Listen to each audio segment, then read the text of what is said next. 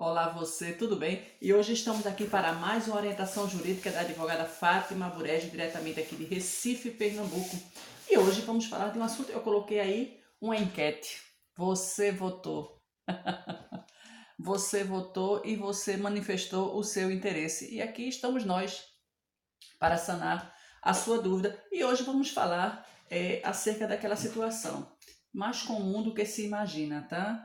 É aquela situação, por exemplo, a pessoa casa e não tem uma casa para morar, a condição socioeconômica, a situação financeira difícil, e o cidadão, ele não tem, né? Eu digo assim, os nubentes, eles não têm a condição de comprar, de adquirir um imóvel novo, que é mais comum.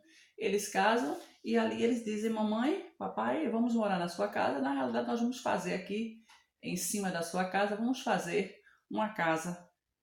E ali os pais consentem.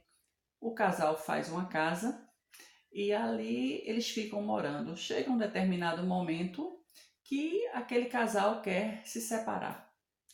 E como é que fica essa situação, uma vez que eles fizeram ali uma reforma em patrimônio, não deixa de ser um patrimônio alheio. Eles fizeram uma reforma, mas foi com o pleno, né, o pleno consentimento dos pais de um deles, ou do pai da noiva ou do pai do noivo. O que é que acontece? Quando há esta reforma, tá? Esta benfeitoria, este outro imóvel que foi feito ali, tá? Quando há o caso do divórcio, o caso da separação, é importante que aquele valor que foi gasto, tá? Aquele valor que foi gasto por uma das partes, né? Não foi um casal, tá? A lei não diz, a lei, na realidade, o regime de casamento que impera aqui no Brasil é o regime de comunhão parcial de bens. O regime de comunhão parcial de bens. O que quer dizer isto? Quer dizer que aquilo que foi constituído na constância do casamento ou até da união estável, aquilo deve ser objeto de futura partilha. Mas aí a gente está trazendo um caso diferente, está trazendo aquele caso que eu até coloquei na enquete, fiz uma reforma na casa de papai e de mamãe. Devo ser ressarcido do valor? Tá? Você fez a reforma ali na casa dos seus pais e você foi morar com ele, você foi morar com a sua companheira, com o seu companheiro, tá? E depois passou esse tempo, você quer divorciar, a pessoa quer ir embora. Como é que fica, tá? Vamos aqui.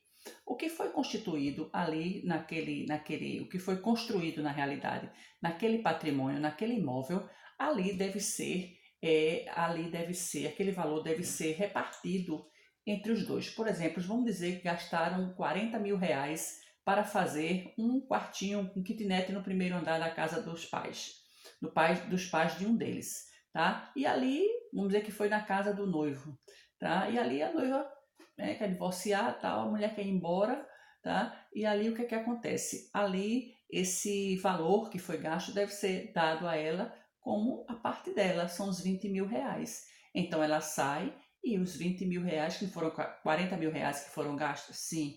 Então, os 20 mil reais, a parte que ficar, ela deve repartir, deve entregar o valor àquela outra parte, tá? Mesmo não, mas foi a reforma na casa dos pais dele, tá certo.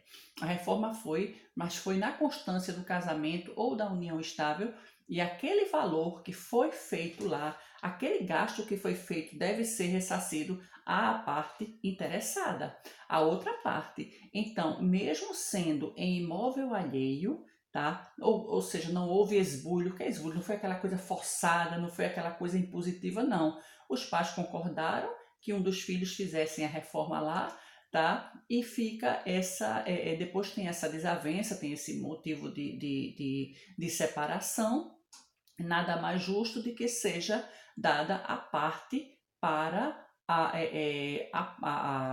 uma das partes, né, que foi embora, a outra parte que foi embora, que deixou o lar ou que separou-se. Então, neste caso, deve sim ser ressarcida, né, aquela outra criatura, né, aquela outra parte da relação que foi embora, porque você há de convir que foi feito, toda a reforma que foi feita, todo o empreendimento que foi feito com o esforço comum dos dois. Aí você pode dizer assim, mas doutora, ela sequer trabalhava, quem trabalhava era só eu.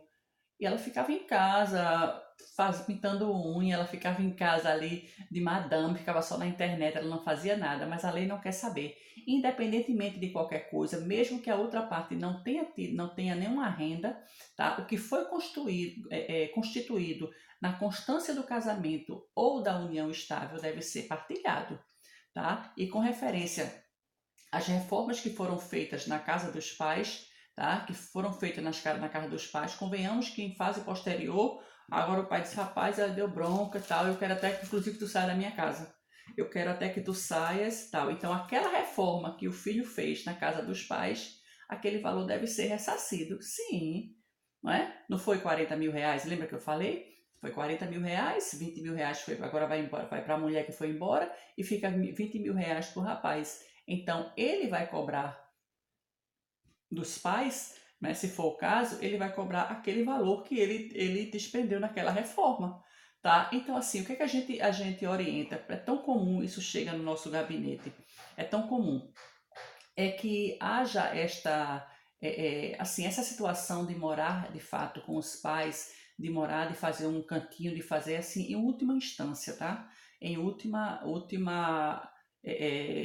última alternativa. O ideal mesmo é aguardar um pouco mais, você vai casar, aguarda um pouco mais, aí compra um terreno, ali faz um cantinho, faz outra, e vai, né? De repente mora numa choupana, mas ali daqui não sai, daqui ninguém me tira, né? Aqui é meu, tá certo? Mas se acontecer isto, estas foram as orientações da advogada doutora Fátima. É assim que você deve se conduzir. E evitar qualquer tipo de coisa. A gente vê também aquela situação que a mulher disse, doutora, ela estava morando na casa dos meus pais comigo, a gente fez a reforma, ela me botou para fora e ela ficou lá. Doutora, isso está certo? Não, isso não está errado. Tá? Isso não está certo, ela vai ter que sair.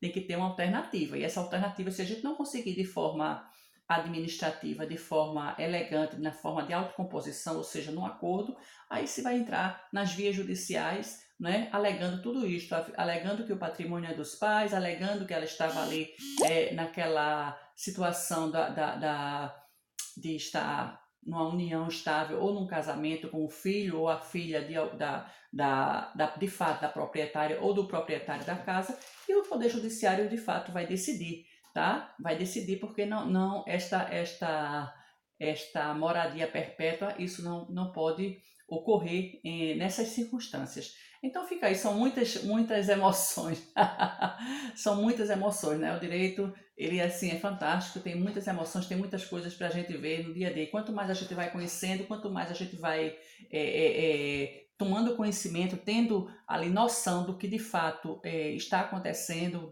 as possibilidades do que pode ocorrer numa relação familiar, numa relação a dois, numa relação ali no direito civil, mas a gente fica apaixonado. Esta foi mais uma orientação da advogada Fátima Burege, diretamente aqui de Recife, Pernambuco. Fique conosco, compartilhe, assista, leia os nossos artigos ali no site Jurídico Jus Brasil, se inscreva no nosso canal, ali no nosso perfil, né, e veja, e também tem outros escritores maravilhosos que escrevem artigos, ó, fantásticos. Então fique conosco, se inscreva aqui no nosso canal também, compartilhe e outras dicas virão.